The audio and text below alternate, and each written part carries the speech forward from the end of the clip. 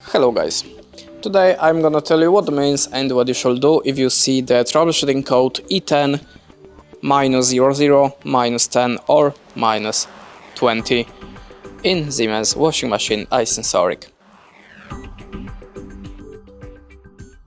So, if you're turning on your machine and you see the E10 or -00, -10, -20, that means the pump of the intelligent dosage system is blocked. So what you should do?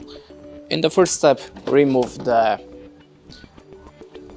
detergent row and try to clean the intelligent system chamber. After that, just put it back. How to remove this detergent row you can find on our other video. After that, turn off your device and turn it on again. If the problem persists, call the service center. And that's it. Thanks for watching, leave us a like, recommend, and goodbye.